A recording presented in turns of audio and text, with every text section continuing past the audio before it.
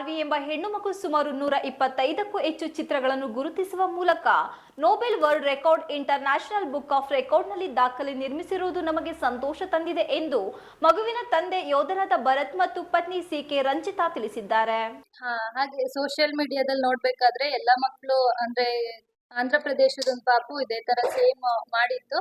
ಹಾಗಾಗಿ ನಾನು ಇವಳು 3rd ಮಂತ್ ಇದ್ದಾಗ ನನ್ನ ಫ್ಲಾಶ್ ಎಲ್ಲ ಗುರ್ತಿಡಿತಿದ್ಲು, ಎಲ್ಲ ನೋಡೋದು, ದೃಷ್ಟಿ ಇಡೋದೆಲ್ಲ.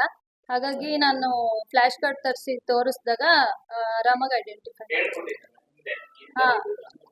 ಒಂದ್ಸಲ ಹೇಳ್ಕೊಟ್ರೆ ಮತ್ತೆ ನೆಕ್ಸ್ಟ್ ಅವಳಾಗ. ಪತ್ರಿಕಾಗೋಷ್ಠಿಯಲ್ಲಿ ಬುಧವಾರದಂದು ಮಾತನಾಡಿ, ನಾವು ನಗರದ ಚನ್ನಪಟ್ಟಣದಲ್ಲಿ ವಾಸವಾಗಿದ್ದು ನಮಗೆ 7 ತಿಂಗಳ ಮಗುವಿತ್ತು.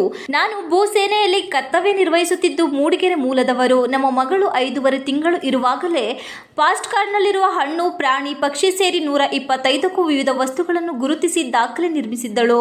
ಸೂಪರ್ ಟ್ಯಾಲೆಂಟ್ ಕಿಡ್ ಎಂಬ ಬಿರುದು ಪಡೆದುಕೊಂಡಿದ್ದಾರೆ ಎಂದರು. ಆರ್ವಿಗೆ ಪ್ರಸ್ತುತ 7 ತಿಂಗಳಾಗಿದ್ದು 5 ತಿಂಗಳು ಇರುವಾಗಲೇ ಅವಳ ಎದುರು ಫಾಸ್ಟ್ ಕಾರ್ಡ್ಗಳನ್ನು ಹಿಡಿದು ಇವುಗಳಲ್ಲಿ ನಿರ್ದಿಷ್ಟ ವಸ್ತುಗಳನ್ನು ಗುರುತಿಸುವಂತೆ ಹೇಳಿದರೆ ಕೈ ಬೆರಳಿನಲ್ಲಿ ತೋರಿಸುವ ಮೂಲಕ ಗುರುತು ಮಾಡುತ್ತಿದ್ದಳು. ಪ್ರತಿಭೆಯನ್ನು ಗುರುತಿಸಿ ವಿಡಿಯೋ ಮಾಡಿ Nobel world record international book of record ಸಿಕ್ಕಿದೆ. ಈಕೆಯ ಸಾಧನೆ ಬಗ್ಗೆ ಈಗಾಗಲೇ ವೈದ್ಯರು ಕೂಡ ಮೆಚ್ಚುಗೆ ವ್ಯಕ್ತಪಡಿಸಿದ್ದಾರೆ ಎಂದು ಹೇಳಿದರು. ಆಂಧ್ರ ಪ್ರದೇಶದ ಮಗುವೊಂದು ಇದೇ ರೀತಿ ಪ್ರದರ್ಶನ ನೀಡಿದ್ದು, ಈ ಬಗ್ಗೆ ಸೋಷಿಯಲ್ ಮೀಡಿಯಾದಲ್ಲಿ ನೋಡಿದ ಮಗು ಗುರುತು ಹಿಡಿಯಲು ಪ್ರಾರಂಭಿಸಿ ಈಗ ಸಾಧನೆ ಮಾಡಿದೆ ಎಂದರು.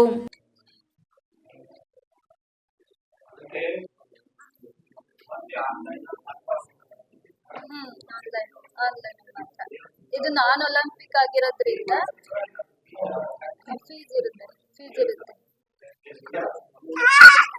ಅರೌಂಡ್ 7,000 ಆಗುತ್ತೆ ಮಂತ್ಲಿಗೆ.